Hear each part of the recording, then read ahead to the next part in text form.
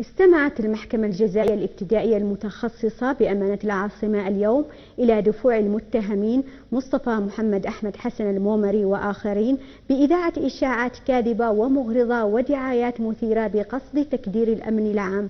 وفي الجلسة التي عقدت برئاسة رئيس المحكمة القاضي يحيى المنصور وحضور عضو النيابة القاضي خالد عمر، تم مواجهة المتهمين بمقاطع الفيديو المنشورة على قناة اليوتيوب التابعة لهم والمتضمنة الإشاعات والتحريض على الدولة وقذف مسؤوليها. وأقر المتهمون بحضور محاميهم ما جاء في تلك المقاطع، مبدين الأسف والندم على ما حصل منهم، مطالبين بالعفو والمسامحة وأنهم لن يكرروا ذلك. وأقرت المحكمة بالإفراج عن المتهم الثالث أحمد علاو والمتهم الرابع حمود محمد أحمد المصباحي بالضمان التجاري الأكيد، والاطلاع على ملف القضية لتقرير ما يلزم بالجلسة القادمة السبت المقبل.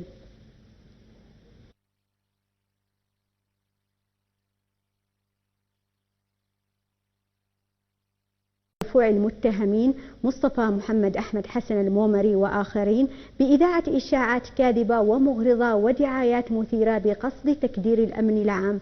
وفي الجلسة التي عقدت برئاسة رئيس المحكمة القاضي يحيى المنصور وحضور عضو النيابة القاضي خالد عمر، تم مواجهة المتهمين بمقاطع الفيديو المنشورة على قناة اليوتيوب التابعة لهم والمتضمنة الإشاعات والتحريض على الدولة وقذف مسؤوليها. وأقر المتهمون بحضور محاميهم ما جاء في تلك المقاطع، مبدين الأسف والندم على ما حصل منهم، مطالبين بالعفو والمسامحة وأنهم لن يكرروا ذلك. وأقرت المحكمة بالإفراج عن المتهم الثالث أحمد علاو والمتهم الرابع حمود محمد أحمد المصباحي بالضمان التجاري الأكيد، والاطلاع على ملف القضية لتقرير ما يلزم بالجلسة القادمة السبت المقبل.